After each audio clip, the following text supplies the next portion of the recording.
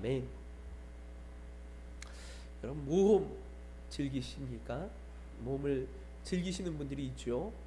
번지 점프도 좋아하고 패러글라이딩 뭐 이런 거 좋아하시는 분들이 있습니다만, 우리가 모험하면 흔히 우리가 그 놀이동산이나 무슨 요즘 익스트림 스포츠라고 그러죠. 그렇게 좀 어떤 위험을 체험하는 어떤 그런 스포츠라든지, 아니면 무슨 영화에나 등장하는 말처럼 느낄 때가 있습니다. 모험을 사람들은 좋아하지 않고요, 될 수 있으면 모험을 피하고 안정적인 삶을 살아가려고 합니다. 사실 모험이라는 건 영화에 등장하는 것처럼 그렇게 재미있기만 한 것은 아니에요. 영화에 나오니까 재미있는 거지, 사실 대단히 무겁고 심각하고 두렵고 어려운 일이 모험입니다. 모험을 한다는 것은 무언가를 얻기 위해서, 무언가 바라는 것을 얻기 위해서 대단히 소중하고 중요한 것, 때로는 생명까지도 잃어버릴 각오를 하는 것이 모험이에요. 그래서 모험은 언제나 대단히 어려운 것이고 또 쉽게 결정 내릴 수 있는 것이 아닙니다. 그럼에도 불구하고 성경은 우리에게 모험하라고 이야기합니다. 성경에 등장하는 수많은 위대한 하나님의 사람들 가운데서 모험하지 않았던 사람은 아무도 없어요. 그리고 사실 이 땅에서도요, 모험 없이 성공한 사람은 아무도 없어요. 모험을 즐길 줄 알 때 그 모험을 통해서 성공에 이르는 경우가 많습니다. 요즘 텔레비전 광고에도 보면 뭐 그런 거 있잖아요.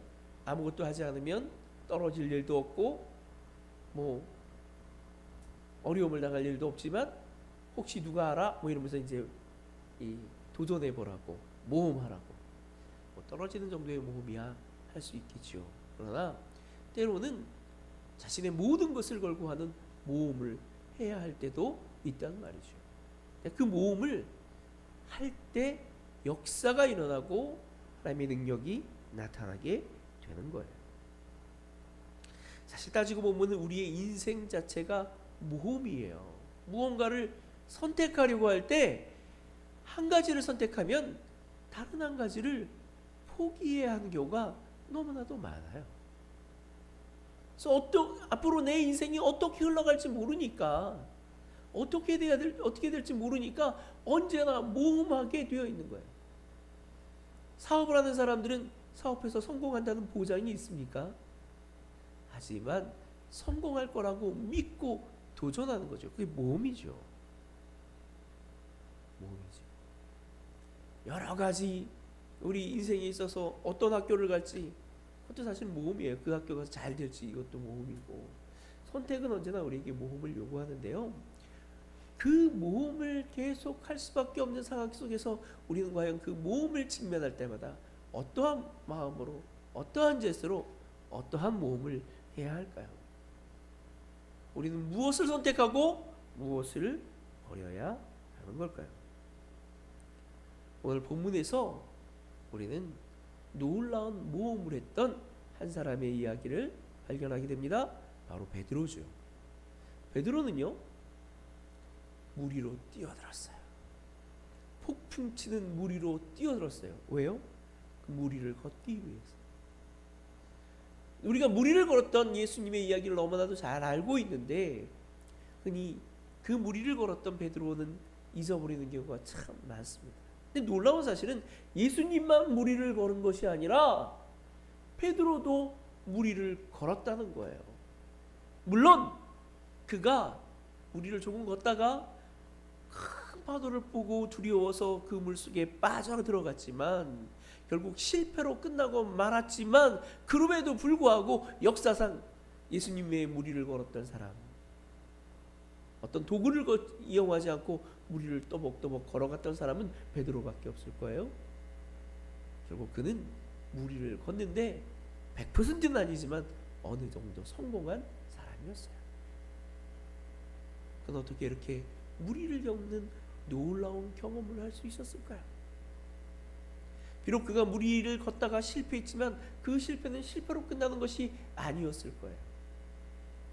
또 다른 예수 그리스도에 대한 더 큰 믿음과 더 큰 신뢰를 통해서 무리를 건너는 것보다 더 놀라운 위대한 도전을 할 수 있었을 것입니다.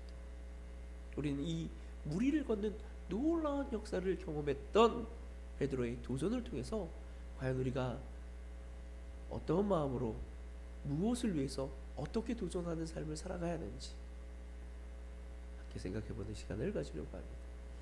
그리스도인들의 삶은 다른 말로 하면 모험의 삶이다. 그리스도인의 삶은 다른 말로 하면 모험하는 삶이다. 끊임없이 모험하는 삶이에요. 우리가 정말 예수 그리스도를 믿는다면 그 믿음으로 말미암아 모험하게 됩니다. 그래서 우리의 모험, 그리스도인들의 모험이란 과연 어떤 것이고 과연 그 모험을 우리가 왜 해야 되는지 함께 생각해 보도록 하겠습니다. 먼저 그리스도인들의 모험, 그것은 어떤 모험일까요? 믿음의 모험입니다. 그리스도인의 모험은 믿음의 모험이어야 해요. 예수 그리스도를 믿고 행하는 모험입니다. 모험을 저는 다른 말로 하면 그것은 믿음이다 이렇게 말할 수도 있어요. 믿으니까 모험하는 거예요. 예수님을 믿으니까 그 믿음으로 말미암아 남들은 도저히 불가능하다고 하는 그 일들을 행하게 되는 거예요. 그래서 남들이 보기에는 모험이지만 본인이 보기에는 모험이 아닌 그런 모험을 하는 거예요. 여러분 여기 보면 베드로가 오늘 본문에서도 베드로가 무리로 뛰어들었죠. 왜 뛰어들었습니까? 그가 무리로 뛰어들 수 있었던 그 동기는 뭐예요? 예수님을 믿었기 때문이죠. 예수님을 믿었기 때문이죠. 28절 말씀에 보면 베드로는 이렇게 말합니다. 오늘 본문 28절이에요. 28절 말씀을 보면 베드로가 대답하여 이르되 주여 만일 주님이시거든 나를 명하사 무리로 오라 하소서 하니, 주님이시라면 나를 명해서 무리로 오라고 말씀해 주세요. 주님에 대한 믿음을 반영하는 것입니다. 그가 주님이라면 능히 나를 명해서 무리로 오라고 명령해 주신다면 내가 무리를 걸을 수 있다고 하는 믿음이 있었어요. 믿음이 있으니까 주님께 청했던 것이죠. 놀라운 일은 예수님이 무리를 걸어서 내게로 오라고 먼저 말씀하신 것이 아니라 베드로가 먼저 예수님께 나를 명해서 무리로 오라고 명령해 달라고 부탁했던 거예요. 요청했던 거예요. 왜 그래요? 주님이라면 능히 무리를 나로 하여금 무리를 걸어오게 하실 줄로 믿었기 때문입니다. 역사는 언제나 믿는 자에게 나타납니다. 믿고 과감하게 모험할 수 있는 자에게 나타납니다. 무리로 뛰어들 수 있는 그런 모험을 할 수 있는 사람에게 나타나는 거예요.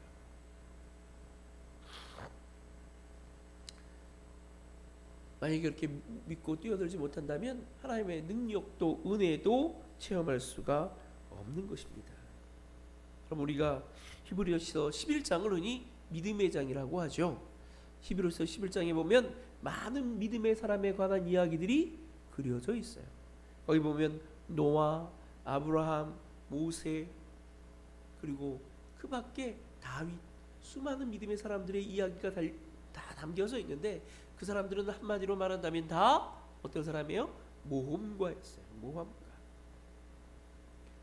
노아를 생각해 보세요. 노아는 비가 한 번도 내린 일이 없는 세상에서 홍수가 나기 전까지만 해도 비가 내리지 않았다고 해요. 그때만 해도 성경에 보면 습기가 땅에서 올라와서 온 땅을 적셨다고 이야기합니다. 그러니까 비가 내리지 않았어요. 근데 비가 내리지 않는 그 시대에 하나님의 말씀을 듣고 홍수가 날 거라고 믿고 수백 년 동안 방주를 짓는 거예요. 수백 년 동안 방주를 짓는 거예요. 사람들이 놀려댔고 웃음거리가 됐고 비웃었을 겁니다. 그런데도 그 일을 한 거예요. 모험이죠. 그는 하나님의 말씀이 이루어질 거라고 하는 사실을 믿고 방주를 짓는 모험을 했어요. 또 아브라함은 어떻습니까? 하나님이 나타나셔서 네 본토 친척 아비집을 떠나 내가 지시할 땅 프로미스 랜드로 가라. 명령하셨을 때 기꺼이 그곳을 향해 출발했어요. 모험이죠. 본토와 친척 아비집을 떠난다는 얘기는 당시 그를 보호하고 있던 모든 보호 장치를 해제하고 맨몸으로 위험 속에 뛰어든다라고 하는 것과 같은 의미였어요. 근데 그 일을 이 아브라함은 기꺼이 행한 것이죠. 모험이죠. 무엇 때문에? 믿음 때문에. 모세도 마찬가지예요. 모세도 하나님의 명령을 따라서 바로에게 도전하고 바로에게 대항해서 이스라엘 백성들을 애굽 땅에서 끌어내었습니다. 여러분, 당시 최강의 정말로 나라가 애굽이에요. 이집트에. 이집트 왕 앞에 가서 사실 이집 사람을 쳐 죽인 모세가 다시 선다면 그는 죽임을 당할 수도 있었던 상황이에요. 그러나 그는 그렇게 행했어요. 왜? 하나님이 그와 함께 하심을 믿었기 때문에, 보았기 때문에. 믿음이란 우리와 하여금 모험하게 하는 것입니다. 하나님께서 이루어 주실 거라는 사실을 믿고 포기하지 않고 달려드는 것, 그게 바로 믿음인 거예요. 그 믿음을 통해서 우리는 놀라운 역사를 경험할 수가 있는 것이고 놀라운 기적을 체험하게 되는 것입니다.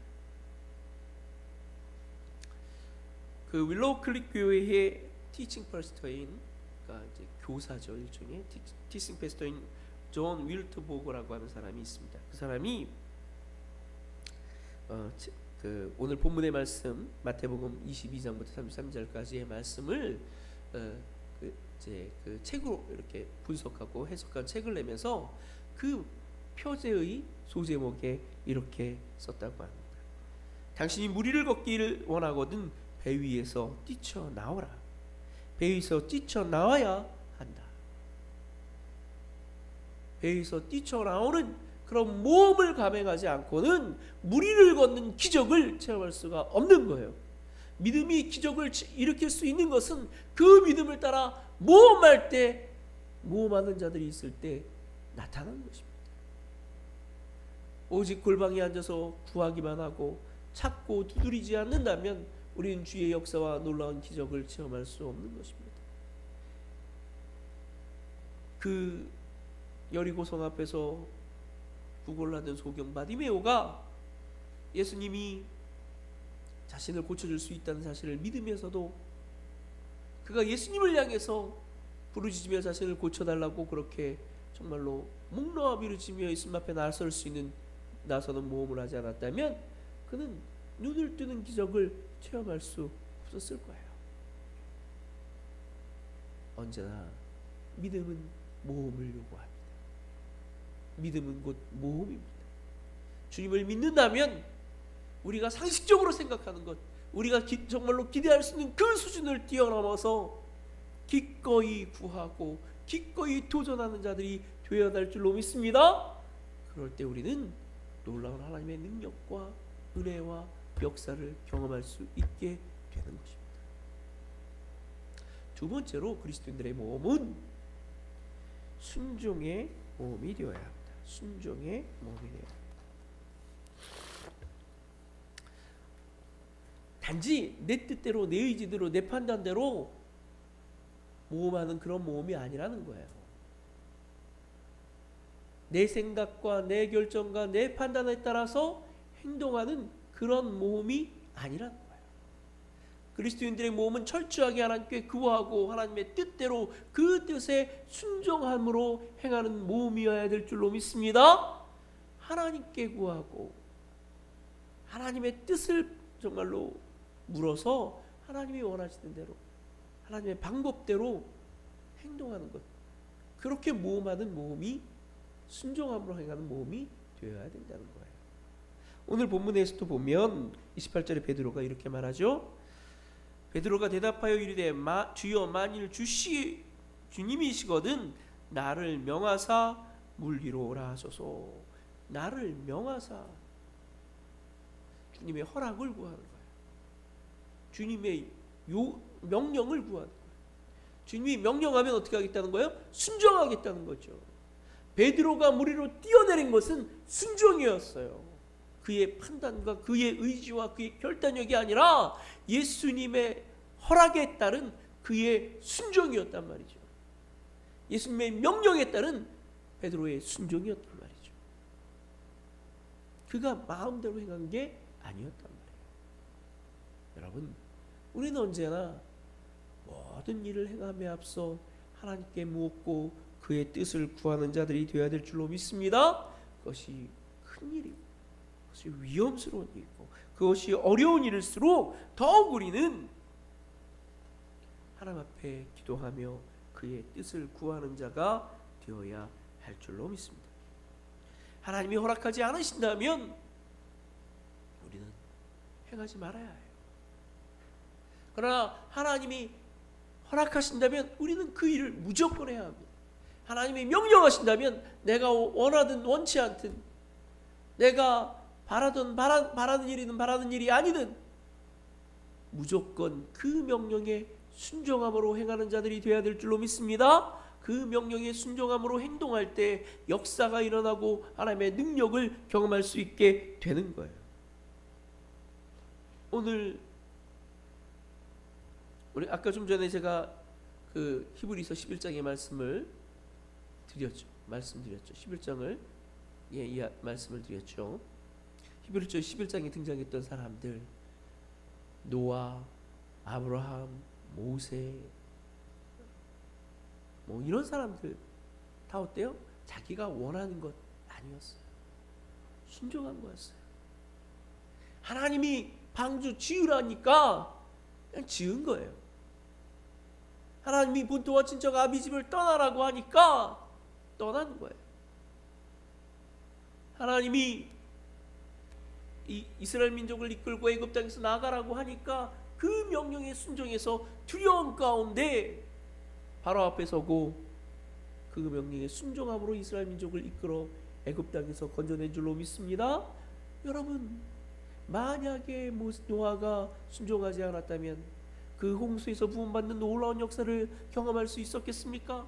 아브라함이 하나님의 말씀에 순종하여 본토와 친척 아비집을 떠나지 않았다면 그가 믿음의 조상으로서 영광스러운 이름을 얻을 수 있겠습니까?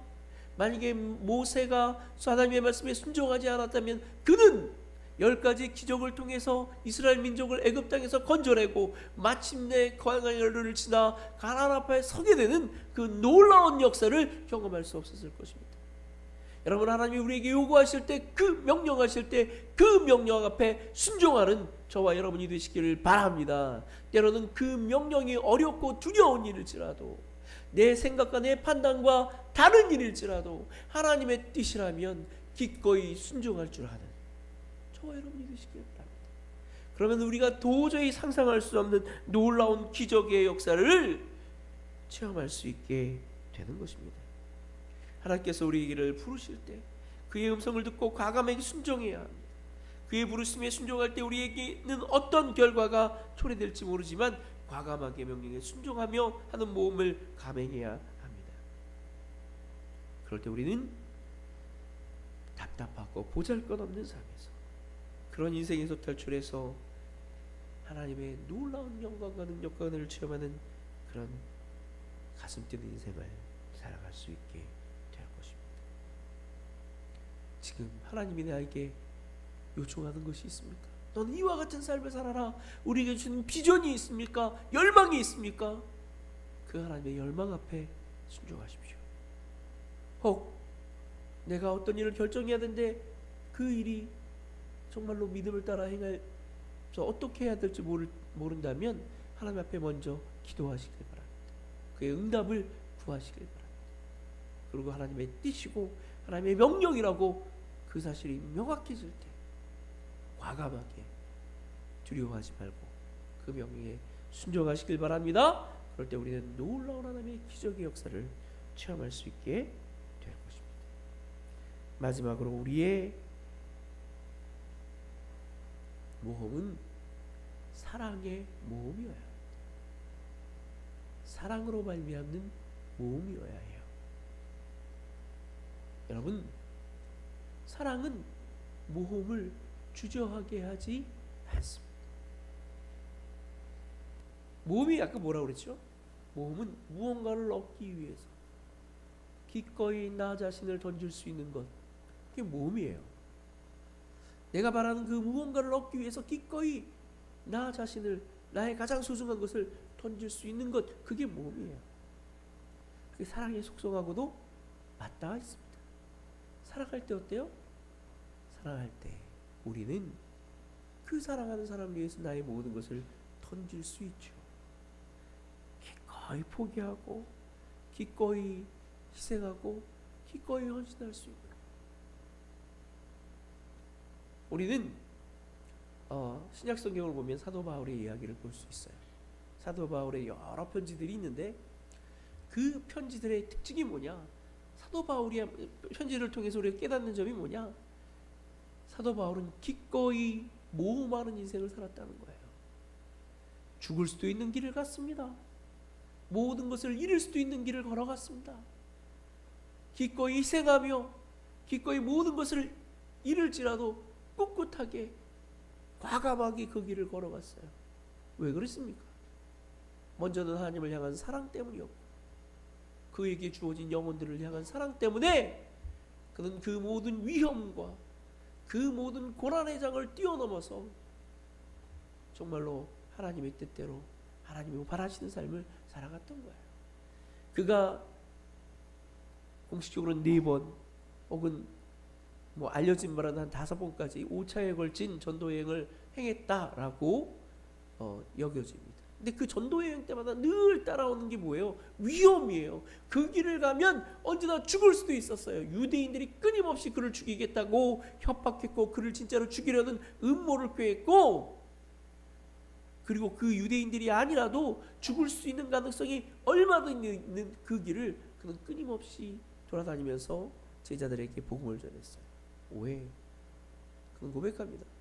그들을 사랑했기 때문에, 그리고 하나님을 사랑했기 때문에. 우리가 그리스도에서 행하는 그 모험 역시 사랑으로 말미암는 모험이어야 될 줄로 믿습니다. 오늘 본문의 말씀에 보니까 이 베드로도 예수님을 향해 뛰어내렸어요. 예수님을 향해 달려갔어요. 이게 어떤 표현일까요? 왜 베드로는 물 위로 뛰어내려야 했을까요? 왜 뛰어내렸던 걸까요?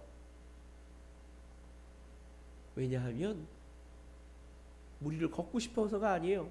내가 물 위를 걷는다는 사실을 그 모든 사람들, 지켜보는 사람들에게 보여주고 싶어서가 아니었어요. 그가 물 위를 뛰어들려고 했던 의도는 무엇일까요? 왜 뛰어들었을 것 같으세요? 그 이유는 너무나도 단순합니다. 예수님께 그 누구보다도 먼저 달려가려고, 그 누구보다도 예수님께 먼저 다가가려고, 먼저 가려고 뛰어내렸던 거예요.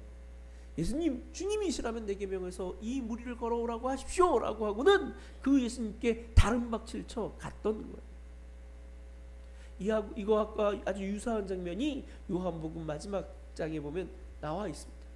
그가 예수님을 3번 부인하고 도저히 자기가 제자라고 하는 어떤 그런 그 말을 그 누구 앞에서도 꺼내놓을 수 없을 그 시점에 죄책감과 그리고 자괴감에 사로잡혀서 더 이상 예수님을 따르는 제자로서 살아갈 수 없을 그 시점에 그는 갈릴리로 내려가서 물고기를 잡고 있었습니다.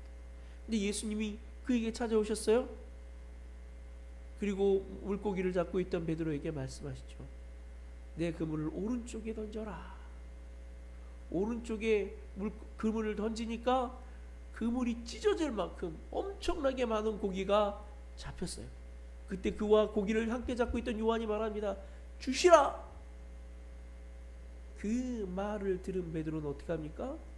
그 자리에서 우통을 벗어던지고 바로 물속에 뛰어들어서는 예수님을 향해 헤엄쳐 오는 거예요. 주시라는 말을 듣자마자 그는 다 내팽개치고 주님께 달려왔어요. 그게 베드로예요. 열정이 넘치는 사람, 정말로 불타는 어떤 그런 열정이 있고 그런 어떤 기계가 넘치는 바로 그런 사람이 베드로예요. 그러니까 예수님이라는 사실이 예수님이라고 한다면 그분이 우리를 걸어오시는 분이 예수님이라면 그는 언제든지 그 예수님을 향해 달려갈 준비가 되어 있었던 사람인 것이죠. 그가 그처럼 예수님을 향해 달려가게 된 것은, 무리로 뛰어드는 것은 분명히 주님을 사랑했기 때문인 줄로 믿습니다. 사랑은 모험을 감행하게 만드는 거예요. 하나님을 사랑하고 이웃을 사랑하고 형제를 사랑하면 비록 내가 손해를 볼지라도, 내가 정말로 어떻게 보면 희생을 해야 되는 그런 상황이 놓일지 기꺼이 그 형제를 위해서, 하나님이 명하신 그 명령을 이루기 위해서 희생하기를 주저하지 않는 저와 여러분 되시길 바랍니다. 그럴 때 하나님의 능력과 역사가 일어나는 거예요. 바로 그런 사람들이 통해서 하나님이 영광 받으시고, 그런 사람을 통해서 하나님의 놀라운 은혜의 역사를 이루게 하시는 줄로 믿습니다. 미국의 그 닉슨 대통령 하면 여러분 떠오르는 사건이 있죠. 닉슨 대통령 워터게이트 사건을 띄워놨는데, 그때 아마 이제 떠올리실 거예요. 그때 그 닉슨의 그 워터게이트 사건에 연루되었던 최고위급 보좌관 가운데 찰스 폴슨이라고 하는 사람이 있습니다. 이 찰스 폴슨이라고 하는 사람은 뭐 하나님을 안 믿는 사람이었고 대단히 큰 권력을 갖고 있었던 사람인데, 그만 이 워터게이트 사건에 연루돼서 감옥에 가게 됐어요. 그리고 그는 훗날 이 감옥에 가서 경험했던 사건을 자서전에 썼습니다. 그 자서전에서 그렇게 나와요. 그 자서전에서 그렇게 나와 있어요. 찰스 폴슨은 막상 감옥에 딱 들어가니까 그 주변에서 그의 권력을 나누기 위해 모여들었던 많은 친구들이 싹 다 사라져갔다는 거예요. 아무도 남지 않았다는 거예요. 근데 그렇게 다 떠난 친구들이 다 떠나고 나니까 몇몇 친구들이 남았는데, 그 친구들은 진정으로 자기를 아끼고 사랑하는 친구들이었대요. 그 친구들이 자신을 찾아와서는 기도하고, 그를 위해서 기도하고, 그를 위해서 권면하고 복음을 전했다고 합니다. 그리고는 C.S. 루이스의 책인 그 니어 크리스티어니티라고 하는 책을 선물하고 갔대요. 그는 니어 크리스티어니티라고 하는 책을 읽으면서 마음의 도전을 받고 그는 새로운 그리스도인으로 거듭나기 시작했습니다. 그가 바뀌었어요. 그러면서 그가 예수님을 믿고 난 다음에 그는 하나님 앞에 무릎 꿇고 기도했다고 합니다. 하나님, 자 이제 내가 예수님을 믿고 그리스도인이 되었습니다. 그럼 이제부터 내가 무엇을 해야 할까요? 무엇을 해야 하겠습니까? 그때 자신의 눈앞에 들어왔던 사람들이 바로 자신과 함께 수감되어 있던 죄수들이라는 거예요. 자신은 그 죄수들과 함께 수감되어 있었지만 그들과는 다른 사람이라고 생각했다는 거예요. 자신은 권력자였고 지금이라도 그 감옥 밖으로만 나가면 얼마든지 자신의 삶을 회복시킬 수 있는 그런 사람이라고 생각하고 그 쓰레기 같은 사람들을 쳐다도 보지 않았다는 거예요. 근데 예수님을 믿고 그리스도 안에서 변화된 다음에는 그 사람들이 소중하게 여겨지기 시작해요. 하나님께서 그 영혼들을 얼마나 사랑하신지를 깨닫게 되었고 자기도 그 영혼을 사랑하게 되었다는 것이죠. 그래서 그들을 위해서 프리즌 팔로우십이라고 하는 선교단체를 만들었어요. 그러니까 일종의 교도소 선교회 뭐 이런 거죠. 교도소 선교회, 감옥 선교회 를 만들어 갖고는 그들에게 복음을 전하기 시작했습니다. 그들을 위해 기도하고 그들을 찾아가서 권면하고 그들에게 하나님의 살아계심을 증거했습니다. 훗날 그는 그 미국에서 가장 존경받는 사람 10인 가운데 늘 꼽히는 인물이 되었어요. 그는 종교계의 노벨상이라고 하는 템플턴상을 수상했고 미국에서 가장 존경받는 사람의 바늘에 올라서 많은 사람들에게 감동을 주는 인생을 살게 되었습니다. 그 놀라운 인생의 시작은 무엇입니까? 사랑을 위해서 기꺼이 그의 삶을 드리는 모험을 통해 이루어진 삶인 줄로 믿습니다. 여러분, 사람을 위해 여러분의 삶을 드리는 모험을 시작하시길 바랍니다. 내게 맡겨진 영혼들, 이 땅에 죽어가는 영혼들을 위해 기꺼이 나의 삶을 드리는 그런 모험을 시작할 수 있는 저와 여러분이 되시길 바랍니다. 그 삶이 여러분의 인생을 바꾸어 놓을 것이고 하나님의 놀라운 기적의 역사를 이루게 만들어 주실 것입니다. 여러분, 오늘도 우리의 인생은 그저 그저고 보잘것없는 인생으로 점철되고 있지는 않습니까?